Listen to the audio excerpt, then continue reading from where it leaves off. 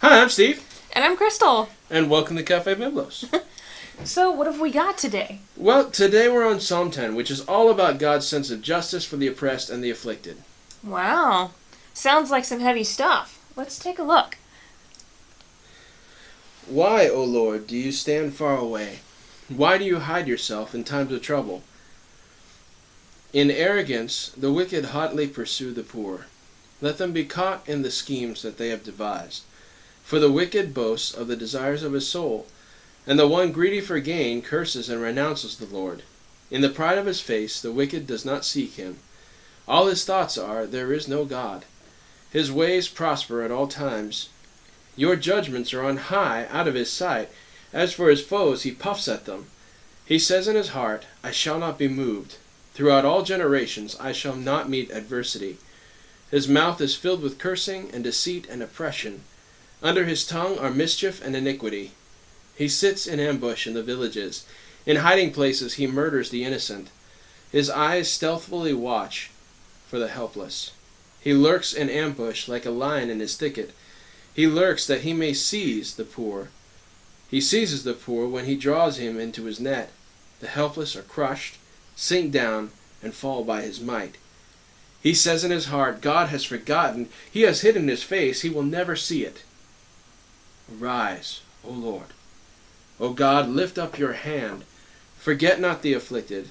Why does the wicked renounce God and say in his heart, you will not call to account? But you do see, for you note mischief and vexation, that you may take it into your hands.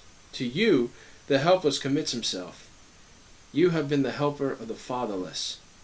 Break the arm of the wicked and evildoer. Call his wickedness to account till you find none. The Lord is king forever and ever.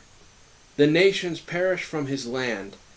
O Lord, you hear the desire of the afflicted. You will strengthen their heart. You will incline your ear to do justice to the fatherless and the oppressed, so that man who is of the earth may strike terror no more.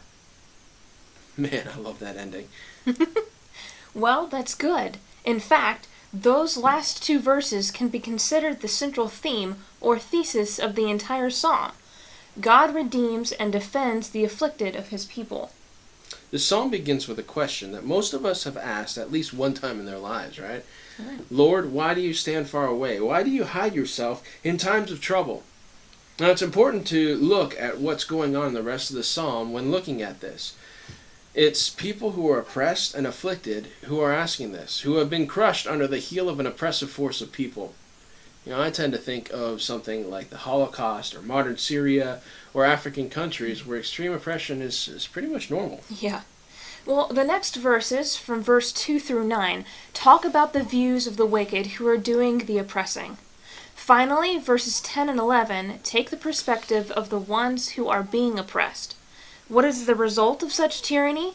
The helpless are crushed, sink down, and fall by the might of the wicked.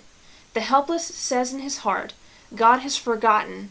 He has hidden his face, and he will not ever see. You know, it's funny.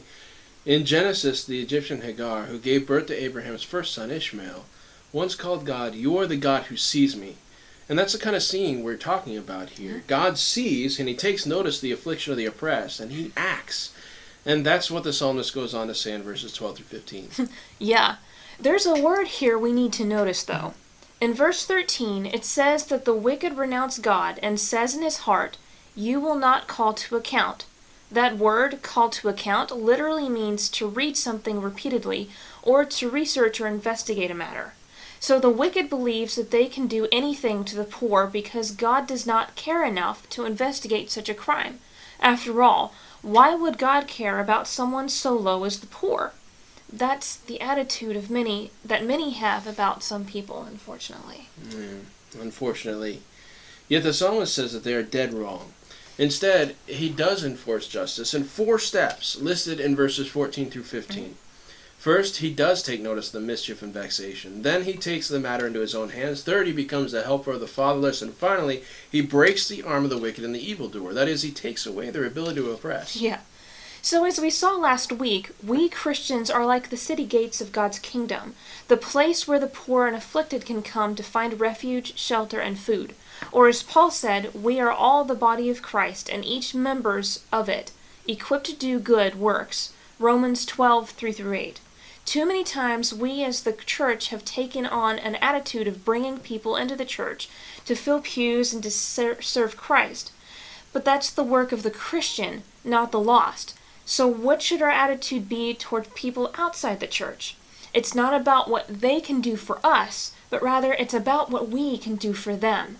The question is, how can I do my part to bring justice to the oppressed? Absolutely. So if God brings justice by taking note of mischief and vexation, takes it into his hand and helps the helpless, then should I become Batman? What? No, of course not. No, you do something useful. You take note of what's happening. That is, you see them. Then you take their case into your hands. You make their problem your problem. Then you help them. That's doing justice, not fighting the Joker. So our question today is simple. Where do you see injustice in your neighbors? What can you do to restore justice to them so that they will turn to the God who sees them? That's a great question. Well, that's all the time we have for this week. In the meantime, we hope that you subscribe down below if you're on YouTube, or if you're on Facebook, give us a like, give us a share. And the more you do that kind of stuff, the more it spreads out. So the more we can get this out here, that'd be great. The better. So, we really appreciate everything that you do. Yeah. So in the meantime, enjoy your cup of coffee and enjoy your week. All right. Good morning. Goodbye.